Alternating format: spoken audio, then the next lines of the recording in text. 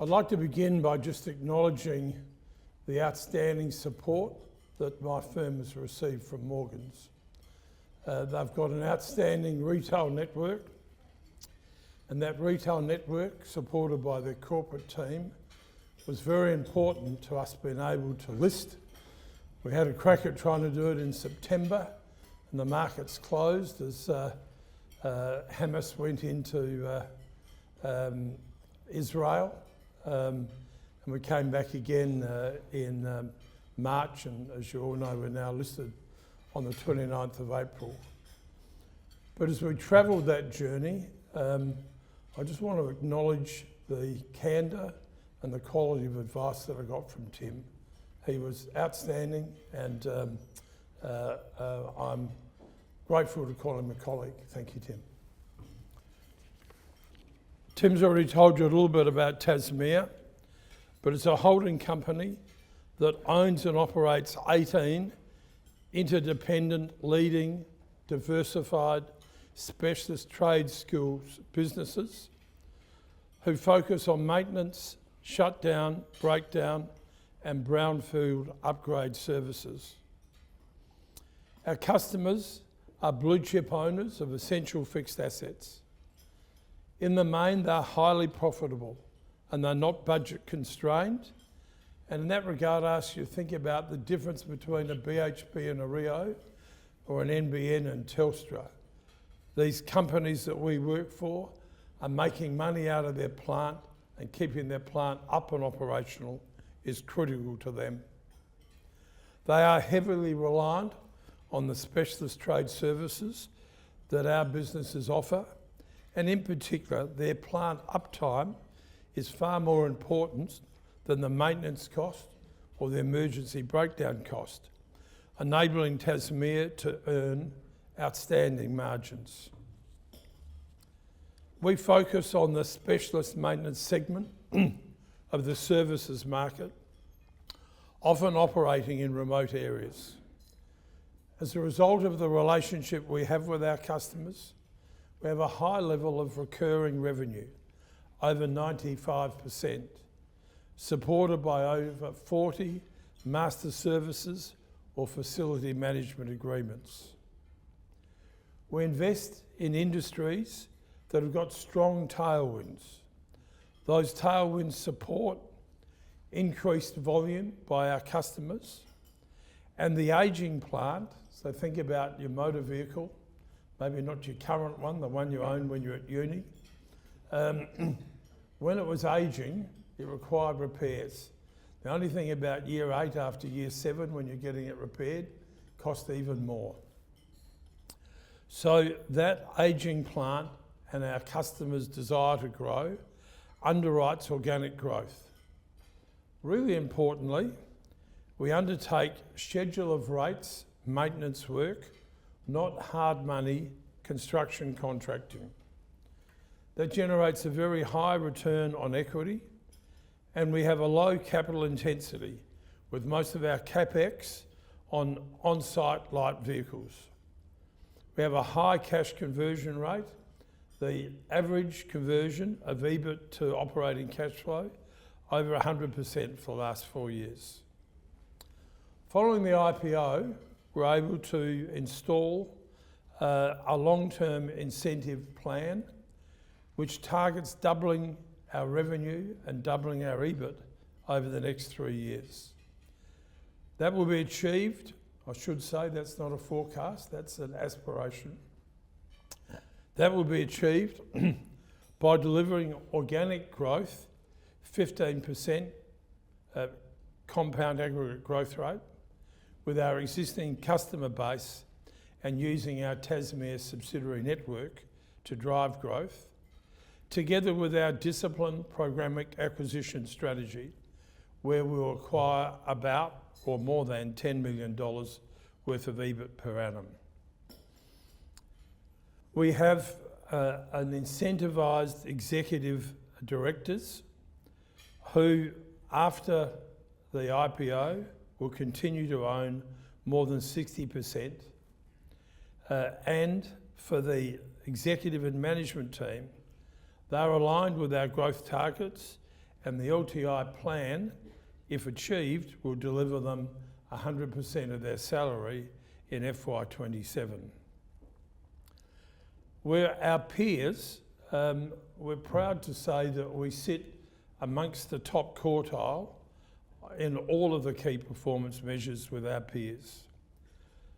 In summary, we've got a strong specialist maintenance focus, not hard money contracting, which results in high recurring revenue, high margins, lower risk, and predictable strong cash flows. We're proud of our numbers, and we'll just pick out a couple of things over the last 3 years.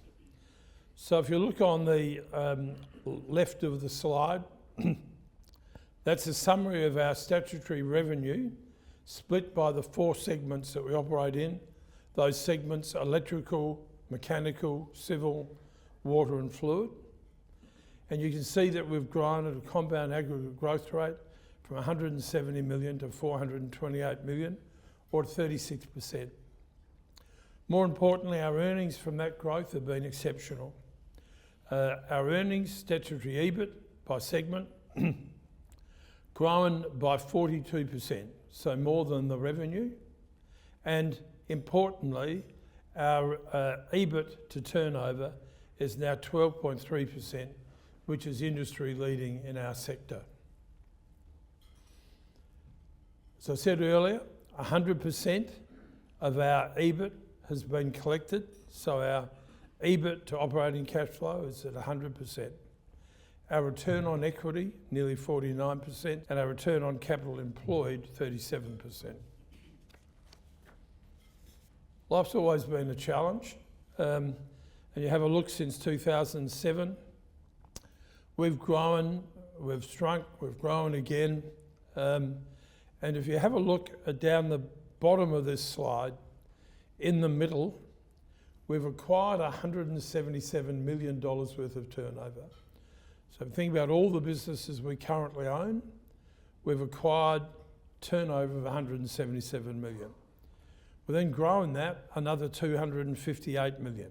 So that's in the lime green. So think about a business like Tasmea Power that we bought in 2014. If you look to the right of that slide, in the royal blue, when we bought it, turning over 20 million. But in the lime green, another 60 million. So Tasmea Power of the total turnover of 435 million is 80 million. Couple of things. We worked out at the end of the mining construction boom, which was a very hard collapse, that we didn't have the balance sheet to play in what is a very tough industry. It's dog eat dog, and we exited construction, working out, as I said, we didn't have the balance sheet to play. We focused then on maintenance, which is where a number of our businesses have started, and we really focused on growing that specialty maintenance business, and that's been highly rewarding. In terms of customers, we work for most of the companies that you'd like to work with if you're a business like us. So Rio, BHP, Newmont, Australian Government Defence, Sodexo, Fortescue Future Industries, Woolworths, Sydney Water, to name a few. What's important about our customers is they continue to grow. So over the last 3 years, our top 5 customers have grown by 34% in terms of our share of business with them. We've got a demonstrated track record of growing with our customers, providing complementary new services or growing geographically across further customer sites. Our top customer revenue, which you know down the bottom, is 86 million. Generated via 7 of our subsidiaries and with 8 master services agreements across 20 sites throughout Australia. This lowers our risk. Our greatest individual site exposure is most probably about $5 million. So whilst it looks like we're heavily dependent upon one customer, both contractually and in reality, our risk with that customer is about $5 million. Many people ask, how can we grow, or how do we grow? And here are the 6 things that we focus on. First, we try and deliver exceptional service. One of our executive directors has brought to the board table what has really become a very cornerstone of our culture, which is keep what you've got, keep what we have, and grow with our customers as they expand, including providing our services to new locations. We build market share by outperforming our competitors. Currently, we're growing with BHP directly as a result of that. We provide new services to our existing customers, and we've been operating the last 2 years in Gladstone, and again, that's a good example of where we're doing that. We provide existing services to new customers, so we expand. We're always looking for someone else who we can provide our existing services to. We adapt our specialist trade skilled businesses to emerging technologies. So one of the things that we do is called rope access, which is the best way I can explain that. The guys who, men and women, hang off ropes cleaning the windows in the CBD. We do exactly the same thing industrially, but we're not cleaning windows, we're doing whatever you can off a rope. That disrupts scaffolding, so instead of having to build a scaffold for a day, do the work, another day taking it down, we hang guys off ropes and they do the work. That business has now been disrupted by drones. You might imagine some of the things you do when you're looking at plant, particularly large plant, is see what condition it's in. Nearly all conditioning monitoring has now been done from drones, which obviously is a service we offer. Then finally, every now and again, we do something that we haven't been doing before, or something might be similar. Best example, we just bought a business recently in Orange called Forefront. They do all of the site maintenance for Newmont in Orange, or Cadia Valley. And a good example, we weren't in Orange, went into Orange, bought the best operator, and I have to say we're very pleased with the way that business is performing.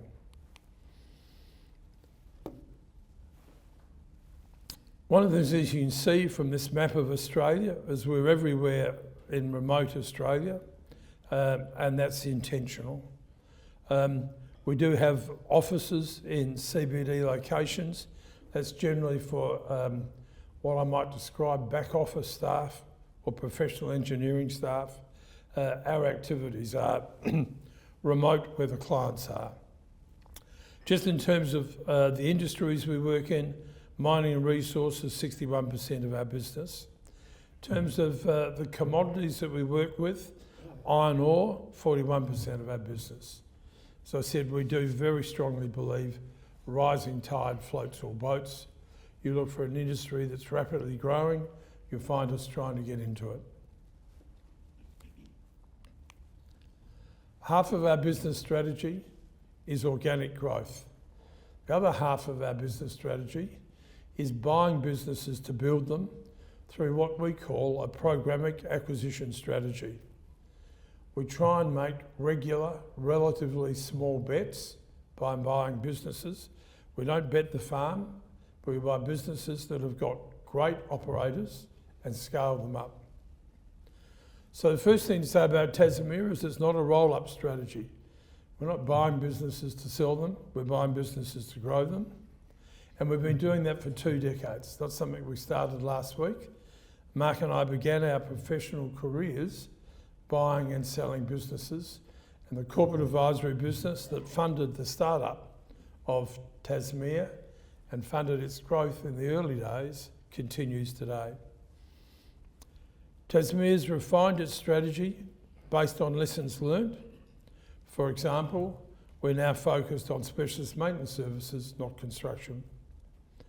We're purposely selectful in identifying targets that meet our investment criterion and have got a predisposition for growth. We target businesses that provide maintenance refurbishment services to owners of fixed plant.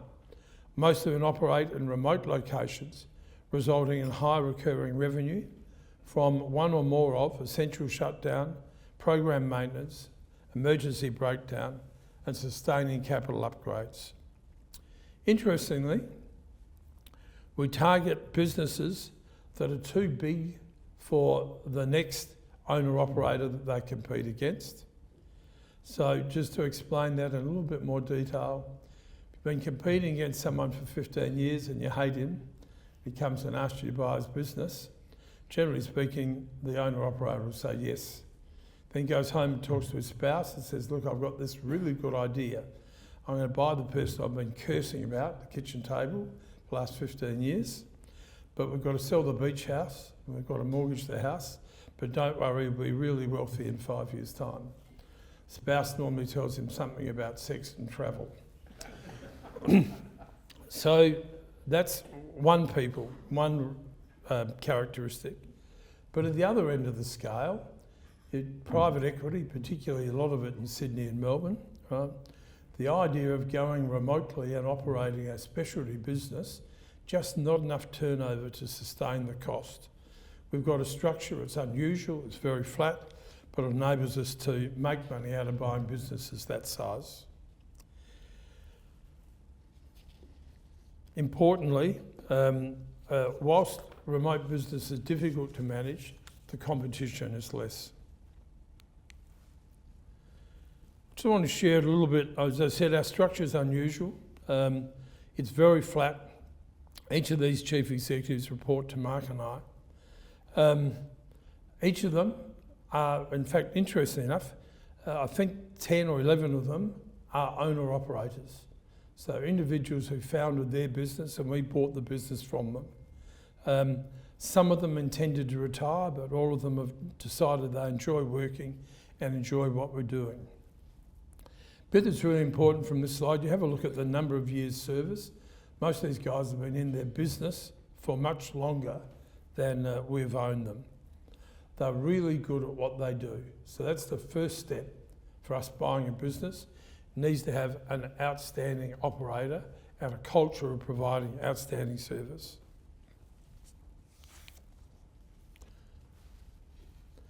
So let me try and summarise all that if I can. There are a number of reasons why we think we represent exceptional value. First of all, we invest and operate in businesses that are in markets that have got strong market fundamentals, or industries that have got strong market fundamentals. We believe a rising tide floats all boats, and that enables us to achieve long-term organic growth. Secondly, we've got a successful programmatic acquisition strategy. Growing by acquisition is not easy. The US evidence is that what we do is the best way of creating shareholder value. And importantly, we've got an established track record of acquiring, integrating and scaling up businesses. So we've got a broad suite of services, specialist services. So we're specialists, not generous. Think about a heart surgeon, an orthopaedic surgeon versus a general practitioner. We offer those services nationwide. We're focused on production, not exploration, which shields us from commodity price swings. And we're focused on maintenance, not construction, which means that we team with our customers, we don't fight them. We take a partnership approach with those customers. We work with them often remotely, geographically diverse. Most of our customers are blue chip. They own essential fixed plant. And just by way of fixed plant, think about the difference between your kit that's making millions of dollars a year being broken and your dump truck being broken. Got another 30 dump trucks, so when one's broken it doesn't matter. But when the plant's broken, it matters like a lot. That leads us to a high level of repeatable revenue.